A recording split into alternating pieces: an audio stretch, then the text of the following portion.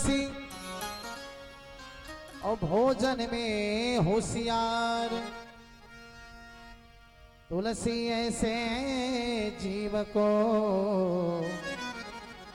बार बार धिक्कार।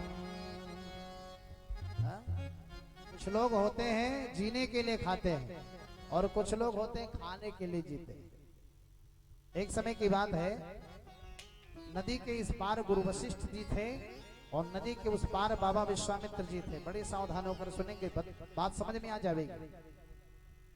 नदी के इस पार गुरु वशिष्ठ जी थे और नदी के उस पार बाबा विश्वामित्र जी थे। अब माता अरुंधति को भोजन लेके जाना था विश्वामित्र जी के लिए, और इधर बीच में गंगा मैया प्रवाहित हो रही थी। अब अरुंधति मैया जब गई देखी गंगा जी बड़ी जोर शोर से बह रही हैं, इनका बहाव बड़ा तेज है, उस पार कैसे जाएं? तो लौट करके आई और अपने स्वामी जी के चरणों में लग करके बोली वशिष्ठ जी से कि प्रभु हम उस पार कैसे जाएं? बीच में गंगा मैया बड़ी तेज बह रही है। वशिष्ठ जी ने कह दिया कि देवी जाकर के गंगा मैया से बोल दो कि मैं ब्रह्मचारी वशिष्ठ जी की पत्नी हूं, मुझे उस पार जाना है, आपको रास्ता मिल जाएगा। बड़ी ध्यान से सुनेंगे। और माता अरुंधति आई बोले कि हे गंगा मैया, मैं ब्रह्मचारी वशिष्ठ जी की पत्नी हूँ, मुझे उस पार जाना है। और गंगा मैया ने तुरंत मार्ग दे दिया, तुरंत उस पार चली। उस पार जब गई बाबा विश्वामित्र जी को भोजन कराया। अब फिर गंगा मैया प्रवाहित हो रही है। अब इस पार आना हुआ तो विश्वामित्र जी से लगी माता अरुंधति जी पूछने की ऋषिराज मुझे उस पार जाना है। तो मुनि विश्वामित्र जी ने कहा कि माते जाकर के गंगा मैया से बोल दो कि मैं निराहारी विश्वामित्र जी के लिए भोजन लाई थी, मुझे उस पार जाना है। और ऐसा कहने से रास्ता मिल गया। लौट करके जब वशिष्ठ जी के पास माता अरुंधति जी आई, अरुंधति मैया ने कहा कि स्वामी न आप ब्रह्मचारी और ना वो निराहारी, क्योंकि अगर निराहारी होते तो मेरा दिया भोजन कैसे करते, और आप कैसे ब्रह्मचारी, आपकी तो मैं पत्नी हूं। तो ना आप ब्रह्मचारी और ना वो निराहारी, लेकिन फिर भी गंगा मैया ने बहुत की समझदारी, आपको मार्ग, हमको मार्ग क्यों मिल गया? वशिष्ठ जी ने समझाया कि देवी एक पत्नी व्रत धारण करना भी ब्रह्मचर्य के समान ही होता है। मेरे राम जी क्या किए थे? जैसे स्त्रियों के लिए धर्म है, ऐसे पुरुषों के लिए भी धर्म है। भाई राम जी के सामने बहुत ही अद्वितीय सुंदरी बन करके आई थी शूर्पणखा, रावण की बहनी, है कि नहीं? और बहुत बार कही तुम सम पुरुष मोह सम नारी, लेकिन राम जी ने क्या कहा? देखा तक नहीं उधर। हम कुंवारे नहीं विवाहित हैं, सदा एक नारी व्रत रखते हैं, अपने को छोड़ अन्य सबको माता और बहन समझते हैं। ये राम जी की मर्यादा है और इसी तरह सभी का जीवन होना चाहिए। इसलिए तुम्हारी ये आज्ञा पालन कर सकते कभी नहीं, क्योंकि हम आर्य पुरुष हैं, आर्य धर्म खंडन कर सकते कभी नहीं। ये मर्यादा है, अनुकरण करने के लिए राम जी की कथा है। जीवन में और कुछ कर पाइए या ना कर पाइए, क्योंकि और सारी बहुत बड़े बड़े चीजें हैं, लेकिन जीवन में राम जी की कथा सुनते रहिए और भगवान कन्हैया भागवत जी की कथा सुनते रहिए, क्योंकि राम जी के कथा से हमें जीने की प्रेरणा मिलती है और भागवत जी की कथा से हमें मरने से पहले क्या करना चाहिए ये शिक्षा प्राप्त होती है। क्योंकि मेरे भाई बहन, मेरी माताएं, जो आया है उसे जाना तो पड़ेगा ही, आएगा जब रे बुलावा हरि का, छोड़ के सब कुछ जाना पड़ेगा। ऐसा मत सोचिए कि हम बहुत देर काल तक रहेंगे। इसीलिए कहा गया कि नेक कामों को शीघ्र कर लेना चाहिए। काल करई सो आज कर, अब आज करई सो अब, पल में परलय होएगी, बहुरी करोगे कब? और एक और भी है, कुछ लोग कहते हैं आज करई सो कल करो, ये बुरे कामों के लिए है। ऐसा नहीं कि ये दोहा गलत है, ये भी ठीक है, लेकिन बुरे कामों में जब मन लगना चाहे तो मन को हटाओ, बोलो आज नहीं कल करो, और कल वाला परसों करो, हटाते जाओ हटाते जाओ, एक दिन मन ऑटोमेटिक शांत हो जाए। और मन को भगवान के श्री चरणों में इसीलिए लगाना चाहिए क्योंकि भगवान के श्री चरणों में ध्वज बने हैं, त्रिशूल का चिन्ह है, धनुष का चिन्ह है, बाण का चिन्ह है, और ये धनुष बाण त्रिशूल आदि का जो चिन्ह है, जो आयुध है भगवान के ना, चक्र आदि, इनसे जब हम जिनके श्री चरणों में ध्यान लगाएंगे तो मन में जो पाप की गठरी है, जो कलमस है, ये इस तीक्ष्ण बाणों से पाप की गठरी कट के दूर हो जाएगी। बोले वृंदावन बिहारी लाल की। कल आप लोगों ने कथा में श्रवण किया, श्री विदुर जी के यहाँ भी भगवान ने भोग लगाया। मनु जी महाराज के 5 संतानों के बारे में आप लोगों ने सुना। बड़े पुत्र का नाम उत्तानपाद, छोटे पुत्र का नाम प्रियव्रत, 3 बेटियां थीं, आकृति, देवहूति और प्रसूति। आकृति का विवाह रुचि प्रजापति के साथ हुआ, यद्यपि ना चाहते हुए, जबकि माता शत्रुपा रुचि प्रजापति के साथ अपनी पुत्री का विवाह नहीं करना चाहती थी, लेकिन पुत्रिका धर्म का शर्त स्वीकार करवा करके उन्होंने विवाह किया। पुत्रिका धर्म का मतलब क्या होता है कि बेटी के द्वारा जो पुत्र पैदा होगा उस पर मेरा अधिकार होगा, माता शत्रुपा ने कहा। और उन्हीं रुचि प्रजापति और माता आकृति के द्वारा साक्षात लक्ष्मी और भगवान नारायण के स्वरूप में दक्षिणा और यज्ञ के रूप में अवतार हुआ भगवान का। बोले नारायण भगवान की जय, बोले दक्षिणा मैया की जय। इसीलिए यज्ञ में दक्षिणा होना जरूरी है, क्योंकि दक्षिणा साक्षात माता की अर्धांगिनी, भगवान की अर्धांगिनी है। और जैसे बिना पति पत्नी के पुत्र की प्राप्ति नहीं होती, ऐसे यज्ञ में बिना दक्षिणार्पण करने के फल की प्राप्ति नहीं होती। यद्यपि एक ही गर्भ से एक स्त्री और पुरुष, कन्या और बालक का जन्म हुआ, लेकिन फिर भी साक्षात लक्ष्मी नारायण की जोड़ी होने के नाते इन दोनों का विवाह किया गया और उसी से भगवान यज्ञ नारायण ने अवतार लिया। आपने यज्ञ नारायण भगवान के अवतार की कथा सुनी। अब मनु जी महाराज की जो दूसरी बेटी है, जिनका नाम है देवहूति, क्या नाम है? नाम याद रखना, मैं पूछता रहता हूं बीच में, आज जो सुनाएंगे कल पूछेंगे। और इतना ही नहीं, कथा के लास्ट दिन मानस प्रतियोगिता होगी। आपको 7 दिन के कथा का 7 प्रश्न दिया जाएगा। उन 7 प्रश्नों का जो ठीक ठाक उत्तर देगा, इस मंच से उन्हें एक गीता का पुस्तक और 501 रुपए का सुमन भेंट करके सम्मानित किया जाएगा। बोले वृंदावन बिहारी लाल की। और ऐसा नहीं, कथा के बीच से ही प्रश्न होगा, फालतू नहीं होगा कि कहीं और जगह से हो।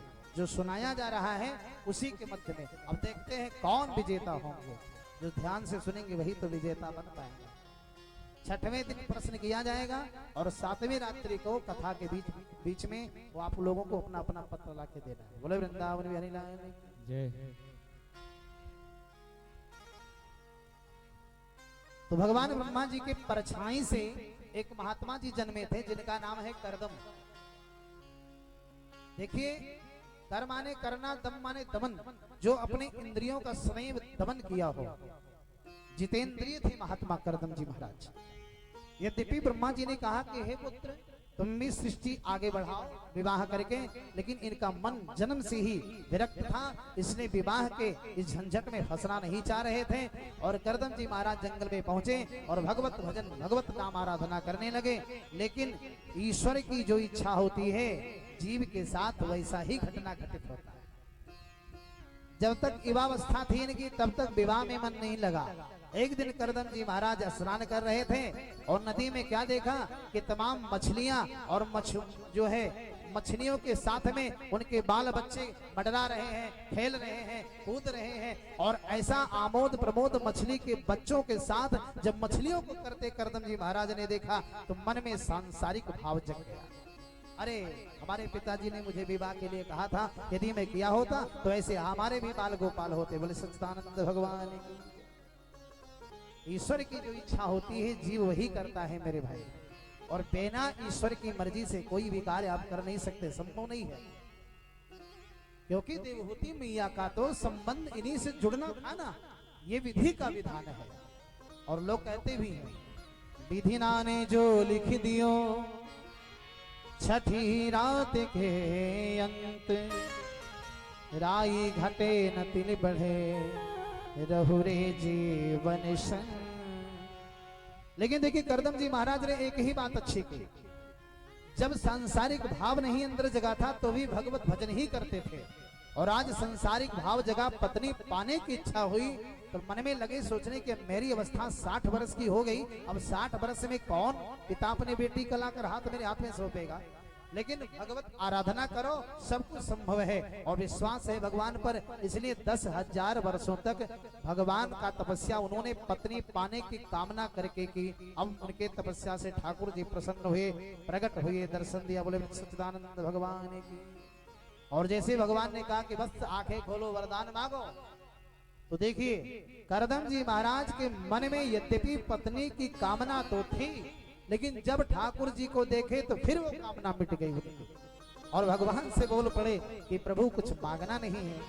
नाथ देखे पद कमल तुम्हारे, नाथ देखे पद कमल तुम्हारे, अब पूर्ण सब काम हमारे, अब पूर्ण सब काम हमारे।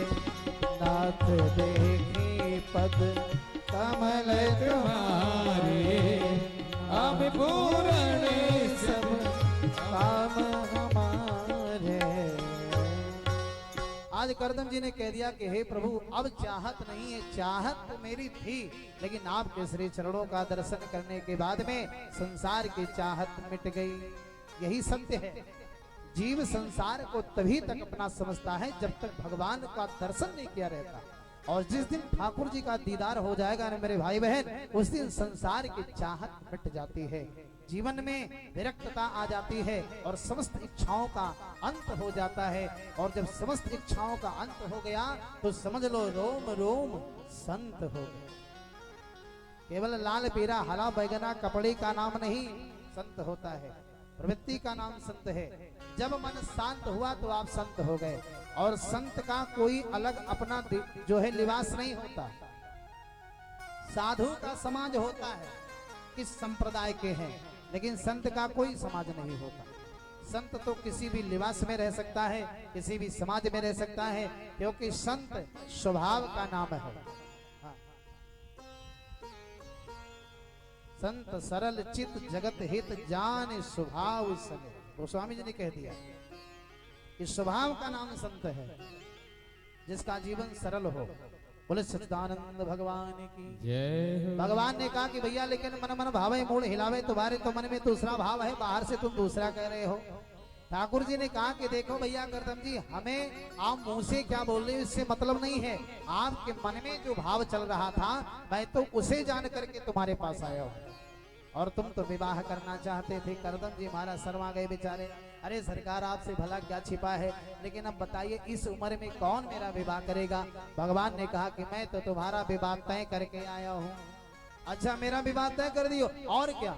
परसों एक राजा जी आएंगे जिनका नाम महाराज मनु होगा।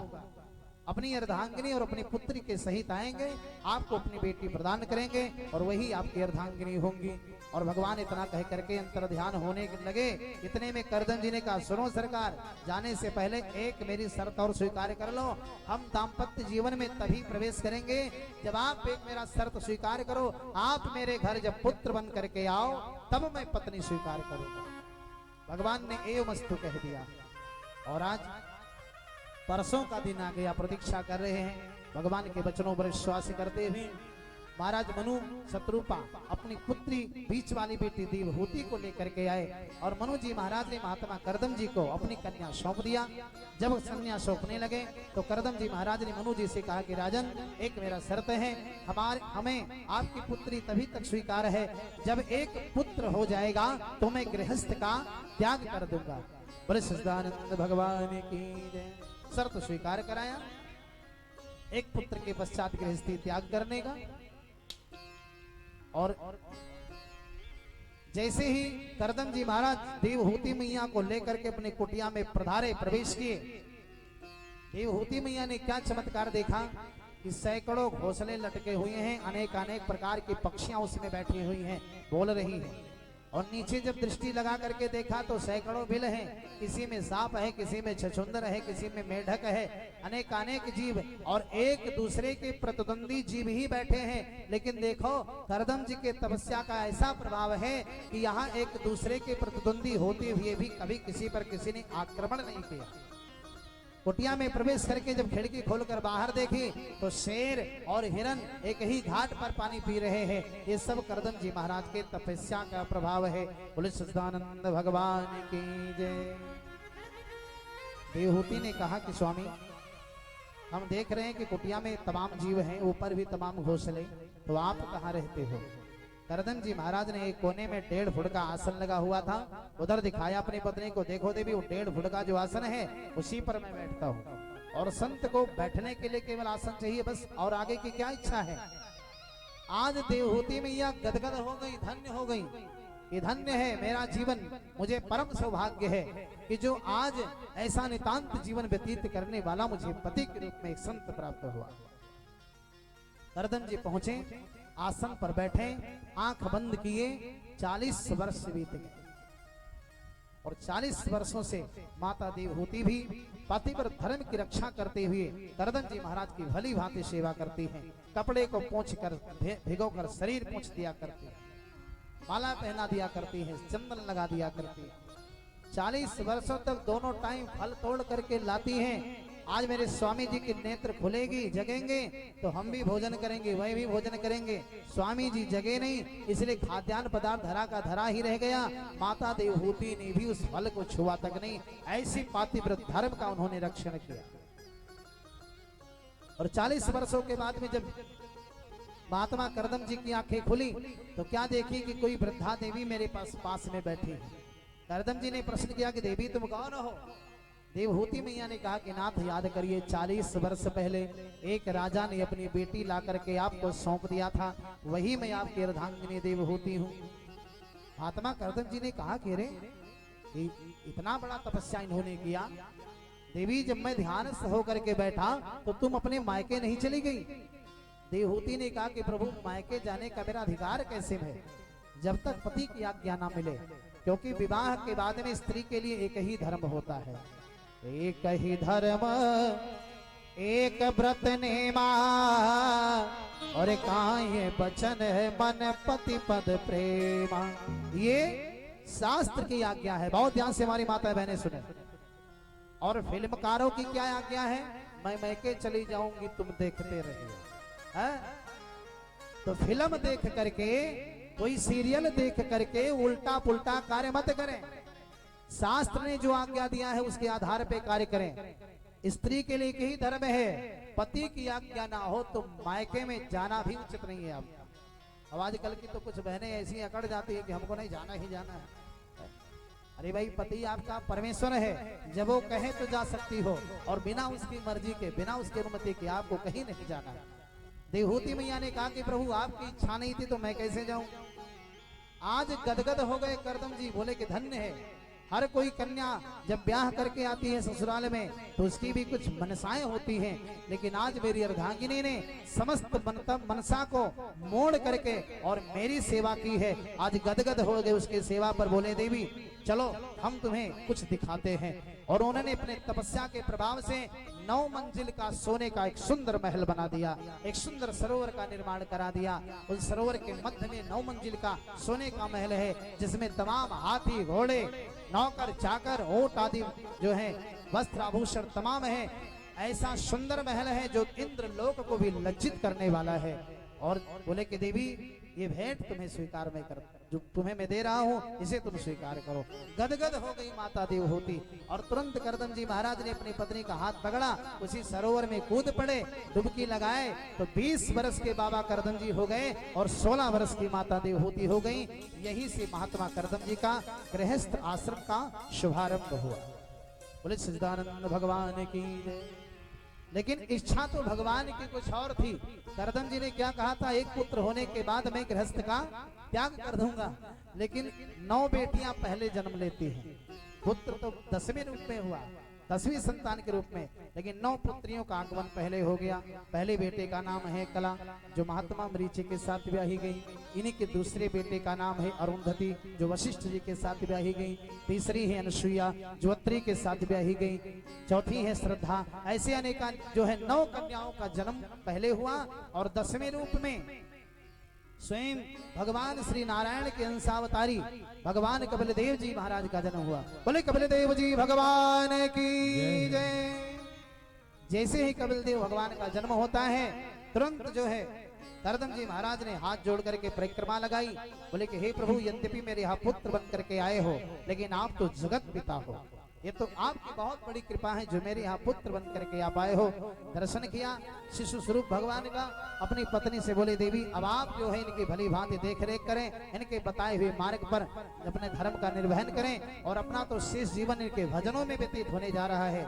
जंगल में सिधार गए करदम जी महाराज, और तुरंत माता देवहूति ने क्या किया, भगवान को स्नान कराई, छोटी सी व्यासगद्दी बनाई, उसी पर बिठा दिया, हाथ जोड़ करके आगे बैठ गई। और इनकी भगवान की जो 9 बहनें थी, ये सब पीछे श्रोता बन करके बैठ गए। बहुत सावधान होकर सुनेंगे, क्योंकि भगवान कपिल देव जी के द्वारा सांख्य शास्त्र का उपदेश माता देवहूति को हुआ है। माता देवहूति ने प्रश्न किया कि हे प्रभु, पहला प्रश्न का क्या है, बंधन किसका होता है, मन का या आत्मा का? और यदि मेरी आंखें चंचल स्वभाव होती हुई संसार का अवलोकन करना चाहें, तो क्या किया जाए? इस आंखों को, इंद्रियों को वश में कैसे करें? भगवान कपिल देव जी ने कहा कि हे माता, आप तो परम विदुषी हो, लेकिन फिर भी आपने जो प्रश्न किया, बंधन किसका होता है, तो हे मां, बंधन आत्मा का कभी नहीं होता, बंधन तो केवल मन का होता है। इसलिए आत्मा के मोक्ष के विषय में सोचना ही व्यर्थ है। और बंधन जो मन का संबंध इंद्रियों से होता है मैया, इंद्रियां जो चाहती हैं, मन जो चाहता है वही इंद्रियां करती हैं। इंद्रियां घोड़े की तरह बड़ी चंचल होती है। मन तो हर चकाचौंध देखना चाहता है, तो आंखें दिखाती हैं उसको। मन जब कुछ सुनना चाहता है तो कान उसे श्रवण कराती है। और हे मैया, यदि ये इंद्रियां बस में नहीं होती तो समस्त इंद्रियों का मुख परमात्मा की तरफ मोड़ देना चाहिए। यदि आंखें सुंदर ही देखना चाहती हैं तो प्रत्येक सुंदर वस्तु में परमात्मा का दिव्य श्रृंगार समझ करके इस आंख को खूब दिखाओ, अवलोकन कराओ। यदि कान को सुनना चाहता है तो भगवान के नामों का संकीर्तन श्रवण कराओ, भगवत आराधना, भगवत कथा ही श्रवण कराओ। धीरे धीरे मन बस में हो जाएगा। बोले कि प्रभु, मन को बस में करने का क्या तरीका है? बोले मन को बस में करने का तरीका है आहार। अहिंसा सत्यमस्तेयम यावद अर्थ परिग्रह। सबसे पहले जीवन में अहिंसा को अपनाओ, क्योंकि आहार जब हमारा शुद्ध होगा तो निश्चित विचार शुद्ध होगा। अशुद्ध आहार लेने वाले प्राणी का विचार कभी शुद्ध हो ही नहीं सकता, चाहे कितना भी गंगा जी में बैठ करके वो सफाई करे। और मन को बस में करने का दूसरा तरीका है सत्य बोलना। तो सत्य बोलना, सदाचार रखना, सत्कर्म करना। मन को बस में करने का तीसरा तरीका है परोपकार करो, असहायों की सेवा करो। भगवान श्री नारायण के चरणों में बैठ करके और 1650 इनकी पूजा करो, धूप दीप चंदन नैवेद्य चढ़ा करके इनका पूजन करो। मन को बस में करने का तरीका है अष्टांग योग। यम नियम आसन प्रत्याहार धारणा ध्यान समाधि, ये 8 प्रकार का योग है। इस अष्टांग योग के माध्यम से भी मन बस में किया जा सकता है। भगवान कपिल देव जी ने कहा कि भैया, मन को बस में करने का एक और तरीका है मानसिक पूजा। मानसिक पूजा में किसी प्रकार कोई खर्चा भी नहीं लगना है। एक बार एक कोई कृपण सेठ था जो महात्मा जी से बोला कि प्रभु, कोई ऐसा पूजा हमको बता दो जिसमें एक भी पैसा ना लगे और हमारी पूजा भी हो जाए। संत जी ने कहा कि बहुत सुंदर है, आप सुबह सुबह जगिए, स्नानोपरांत आसन लगा करके बैठ जाइए, और स्नान नहीं भी किए हो तो भी बैठ सकते हो। आसन लगाकर बैठो, आंख बंद करो और मन में ध्यान करो कि मैं तो पहुंच गया अयोध्या धाम, मैं सरजू में डुबकी लगा रहा हूँ, मैं वृंदावन और गोकुल बना जो है बरसाने जा करके मैं यमुना में डुबकी लगा रहा हूँ, मैं गंगा में डुबकी लगा रहा हूँ। और तुरंत जो है मैंने सुंदर जल लिया, दूध लिया, सुंदर पुष्प लिया, बेलपत्र लिया, नागेश्वर बाबा को मैंने जल चढ़ाया, हनुमान गढ़ी मैंने लड्डू चढ़ाया। केवल मन में कामना करते रहो, दिव्य श्रृंगार भगवान का सामने करो, ठाकुर जी को बिठाओ, उनको नहलाया धुलाया दूध से, दही से, घी से, शहद से, गंगा जल से, और इसके बाद सुंदर सुंदर पुष्पों का हार पहनाया, दूध और चीनी में दूध डाल करके भगवान का भोग लगाया। बोले कि सेठ नित्य करता रहा ये क्रिया। और एक दिन हुआ क्या कि दूध में चीनी ज्यादा पड़ गई, और जैसे ही दूध में चीनी ज्यादा पड़ी तुरंत जो है चीनी निकालने के लिए हाथ डाल दिया, क्योंकि सोचा कि अभी चीनी घुली है नहीं, और इतने चीनी में तो 3 दिन भोग लगता, और आज ही मैंने सब डाल दिया। तुरंत हाथ डाल दिया, और जैसे हाथ डाला दूध में, ठाकुर जी प्रकट हो गए, हाथ पकड़ लिए, बोले भैया सेठ जी काहे की शक्कर निकाले हो, कहा तुम्हारा दाम लगाए, सम्मान से कहते कर रहे हैं। तो कपिल देव जी ने कहा कि भैया मानसिक पूजा से भी मन वश में होता है। बोले सच्चिदानंद भगवान की। माता जी ने प्रश्न किया कि प्रभु जीव मात्र गर्भ में कैसे आता है? बोले स्त्री पुरुष के संपर्क से मात्र गर्भ में जीव जब प्रवेश करता है, 1 महीने में जीव के सिर का निर्माण होता है, 3 महीने में सर्वांग शरीर का निर्माण होता है, 4थे महीने से उस बच्चे को भूख प्यास लगने लगती है, और 7वां महीना लगते लगते दिव्य ज्ञानी वो हो जाता है, दिव्य ज्ञान की प्राप्ति उसे हो जाती है, पूर्ण विरक्त होता है गर्भ में। और जितने योनियों में भ्रमण करके भटक करके आया है ना, सारी योनियों की बात उसे याद रहती है, उस नारकीय योनि को समझ करके याद करके चीखता है, तड़पता है गर्भ में, और भगवत आराधना करता है कि हे प्रभु मुझसे बहुत बड़ी गलती हुई है, अब ऐसी कोई कृपा कर दो, इस नरक यातना से मुझे बाहर कर दो, और बाहर में जा करके दिन रात केवल आपका भजन करूंगा। अब प्रभु कृपा करहु यही भांति, सब तजी भजन करब दिन राति। प्रत्येक जीव मात्र गर्भ में वादा किया है। माता देवहूति ने कहा कि प्रभु गर्भ में जीव है तो कम से कम सुख उसको मिलता होगा ना, क्योंकि वहां न घाम है न शीत है। बोले मैया गर्भवास समम दुखम न भूतो न भविष्यति। गर्भ में जितना दुख जीव को मिलता है उतना भूत भविष्य कभी नहीं मिलता। गर्भस्थ कृमि वो भी उसके नाजुक शरीर को काटते रहते हैं, और उल्टा लटका रहता मलमूत्र के बीच में। मैया अगर कड़वा तीखा खट्टा जो भी खाती है उसका भी असर उस बच्चे पर होता है, कोमल शरीर है उसका। ऐसे समय में माताओं को चाहिए कि शुद्ध आहार लें। और कुछ कुछ तो बहनों का फोन आता है कभी कभी, गुरुजी ऐसी मामला है, कथा सुन सकते हैं कि नहीं बताओ। ऐसे समय में तो और कथा सुननी चाहिए, अब और दान करना चाहिए, यज्ञ इत्यादि में भाग लेना चाहिए। बोले सच्चिदानंद भगवान की जय। क्योंकि सारा कृत्य जो मां करेगी उस पर सीधा असर उस बच्चे पर होगा।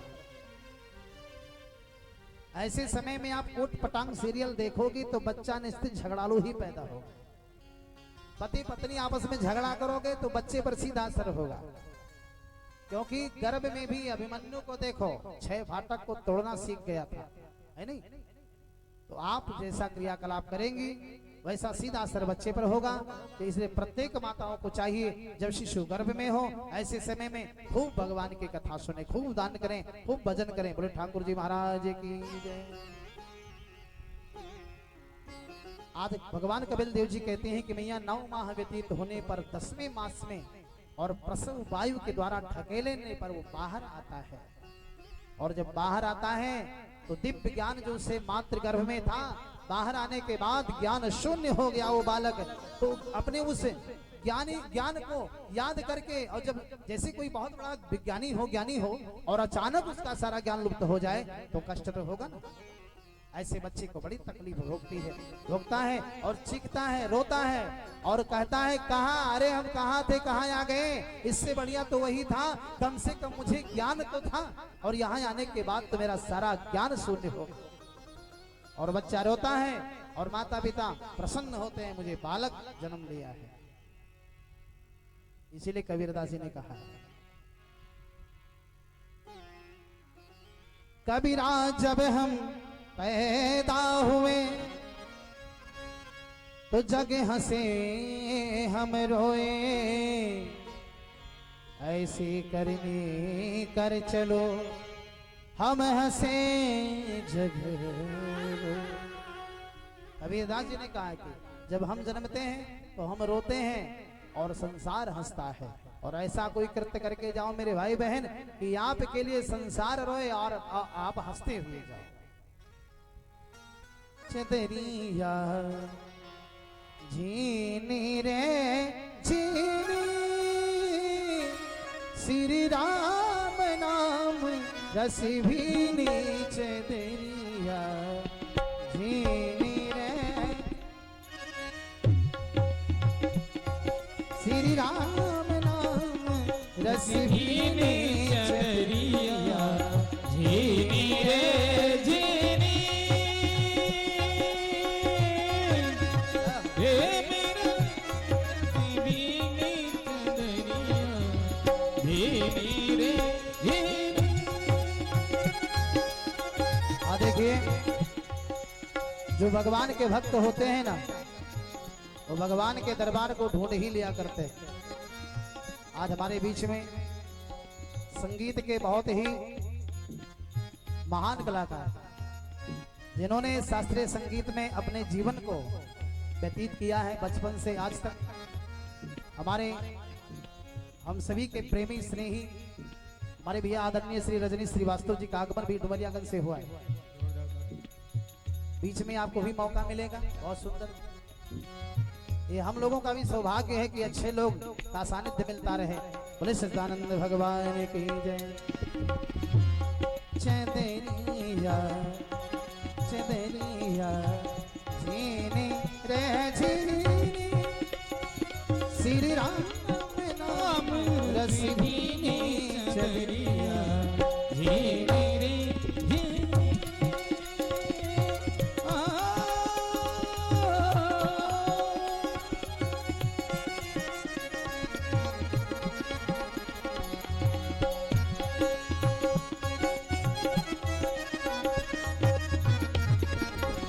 चदरिया झीनी रे झीनी।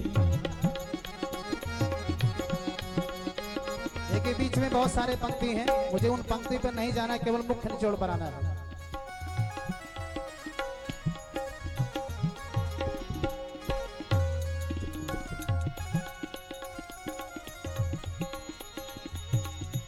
जब मोरी चादर बन घन आई, जब मोरी चादर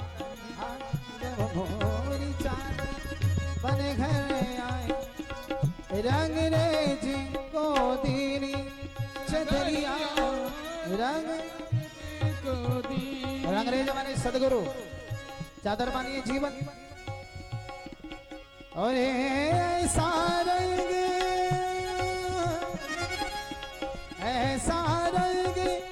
रंगा रंग रेज ने, ऐसा रंगा रंग लाल लाल कर दीनी चदरिया झीनी रेज, श्री राम नाम रस भीनी चदरिया झीनी रे।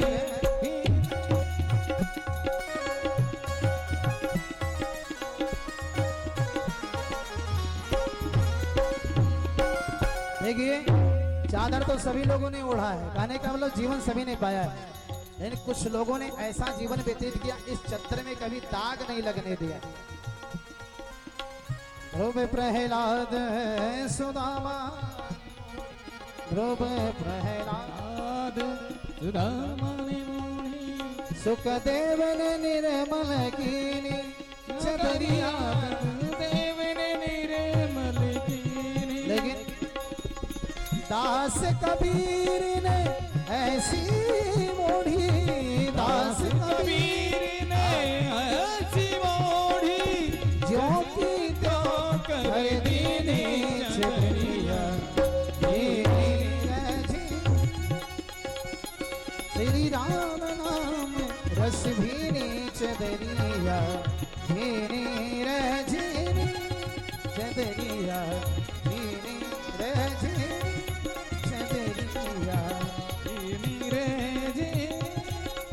देनिया बोले कृष्ण कन्हैया लाल की। तो मेरे भाई ये मनुष्य तन बहुत जन्मों के तपस्या के प्रभाव से मिला है और इस तन को पाने के बाद में व्यर्थ में यूं ही नहीं गंवाना चाहिए। किसी ने कहा है मानुष तन अनमोल रे, इसे मिट्टी में ना खोल रे, और फिर ना मिला है फिर ना मिलेगा, कभी नहीं कभी नहीं कभी नहीं रे। बोले सच्चिदानंद भगवान की। तो इस तरह से माता ने कहा कि प्रभु जब इस जीव को मातृ गर्भ में भी सुख नहीं तो कम से कम उस यातना को सह रहा था, अब संसार में आ गया अब तो सुख मिलेगा ना। भगवान कपिल देव जी ने कहा कि मैया संसार में आने के बाद में भी जीव को सुख नहीं मिलता। बचपन में माता पिता उसको तेल बुकवा लगा दें, खटोले पर डाल दें, अब उसके शरीर में यदि कोई कीड़ा काटे तो खुजला भी नहीं सकता, रोने के अलावा और कोई कुछ सूझता नहीं उस बच्चे को। और जब जब रोवे तब तब माता तुरंत जो है दूध का डिब्बा मुंह में ढकेल, पेट वैसे भरा है। अजीर्णम भोजनम विषम, अजीर्ण भोजन भी विष के समान हो जाता है।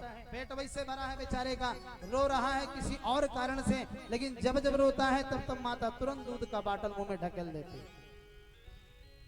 देखिए जो बाटल पिलाने वाली माताएं हैं इनके लिए बड़ी भारी शिक्षा है कि आप अपना दूध पिलाओ बच्चे को, और अपना दूध पिलाने से जो बचता है, मान लो पेट नहीं भरता तो गैया मैया का सहारा लो। किसका? गैया मैया का। और भैंस का दूध तो कभी पिलाना नहीं चाहिए बच्चे को, क्योंकि भैंस के दूध में जानते हो भैंस की तरह मोटी बुद्धि वाला बालक हो जाएगा। भगवान कन्हैया भी तो भैंस का दूध पी सकते थे, लेकिन उन्होंने एक गाय का दूध पी करके सारे समाज को शिक्षा दिया है, माँ का दूध पियो। माता यशोदा का दूध पीते थे, और अगर जरूरत पड़ता है पेट नहीं भरता तो गैया मैया का सहारा लो। देखिए दो बच्चे एक ही गर्भ से उत्पन्न हुए हो, बहुत सावधान होकर सुनेंगे। एक को जन्म से गैया का दूध पिलाओ, एक को भैंस का दूध पिलाओ, और दोनों बच्चे बड़े होंगे किसी परीक्षा में बिठा दो और असर आपको खुद दिख जाएगा, गाय का दूध पीने वाला कैसा नंबर लाता है और भैंस का दूध पीने वाला कैसा नंबर लाता है। और कुछ माताएं तो डिब्बे का दूध पिलाते, डिब्बा का दूध तो बच्चों को बिल्कुल नहीं देना चाहिए। दूध बनाने वाली कंपनी जब कथा सुनती है तो मन ही मन कहती होगी कि बाबा लोग क्या कर रहे हैं, बैन लगा रहे हमारी इस व्यवस्था पर, व्यवसाय पर। ऐसी बात नहीं है। कहने का मतलब जब तक बच्चे के शरीर का संपूर्ण विकास नहीं हो जाता तब तक उसे यदि देना है तो गैया मैया का दूध पिलाओ और अपना दूध पिलाओ। बोले वृंदावन बिहारी लाल की जय। माँ के दूध में बहुत ही पावर होता है। छोटे छोटे बच्चे भी जब झगड़ते हैं तो क्या कहते हैं, माँ का दूध पिया है तो निकल बाहर, अभी दिखाते थे। इसका मतलब माँ के दूध में बहुत ही शक्ति है कि नहीं। आइए अपने प्रसंग पर बोले कि धीरे धीरे बच्चा बड़ा क्या हुआ, 5 वर्ष की अवस्था हुई नहीं, 5 किलो का अपना है नहीं, 15 किलो का बैग पीठ पे लाद कर विद्यालय में भेज दिया जाता है। वो भी दुख, विद्यालय में ना पढ़े तो गुरुजी का मार डांट खाएं, और घर में ना पढ़े तो माता पिता का डांट खाएं। तमाम दुखों को सहता सहता धीरे धीरे बड़ा क्या हुआ कि गले में घरवाली की घंटी पड़ गई। अब अपना संभला नहीं, अब 1 से 2 हो गया, 1 से भले 2। अब उसको कमा के खिलाना है परिवार को, बच्चे होंगे उनका भरण पोषण की जिम्मेदारी। तो भगवान कपिल देव जी ने कहा कि मैया संसार में आने के बाद में भी जीव को कहीं भी सुख नहीं मिलता। तो माता देवहूति ने कहा कि प्रभु तो क्या जीव को कभी सुख मिलता ही नहीं? बोले मिलता है। कोई तन दुखी कोई मन दुखी। इस संसार में आने के बाद किसी को तन का दुख, किसी को मन का दुख। तन का दुख कैसा होता है, घर में किसी प्रकार की कमी नहीं है लेकिन डॉक्टर ने रोक लगा दिया, ना दूध खाना है, ना दही खाना है, ना घी खाना है, जितनी अच्छी अच्छी चीजें हैं बिल्कुल नहीं खाना है, वही खाते हैं, साग रोटी का फुलका बिना घी चमोड़े। बोले वृंदावन बिहारी लाल की। घर में किसी वस्तु की कमी नहीं लेकिन खाने पर बैन लगा दिया डॉक्टर ने। अब डॉक्टर की कहना तो माननी पड़ेगी ना, और शायद यही कहना आप शास्त्र का मान लिए होते तो डॉक्टर के पास जाने की आवश्यकता नहीं पड़ती। बोले सच्चिदानंद भगवान की जय हो। लेकिन जितना हम प्रशासन को डरते हैं उतना हम भगवान को नहीं डरते। और यदि उस तरह से हम भगवान को डर जाएं तो कार्य ही नहीं करेंगे जो हमें प्रशासन से डरना पड़े, है कि नहीं? भगवान से डरो। भगवान कपिल देव ने माता देवहूति से कहा कि मैया यहाँ तो तमाम प्रकार का क्लेश लोगों को मिलता है, कोई तन दुखी कोई मन दुखी। अच्छा देखिए, तन के दुख से ज्यादा दुखदाई मन का दुख होता है। आप अपने जो इच्छानुकूल आपके इच्छा में जो भी होती है उसके अनुकूल जब आपकी संतान नहीं चलती तो आपको बहुत भारी दुख मिलता है, मन का। लखनऊ में मेरी कथा थी एक इंजीनियर साहब के घर पे, उनका बेटा भी इंजीनियर था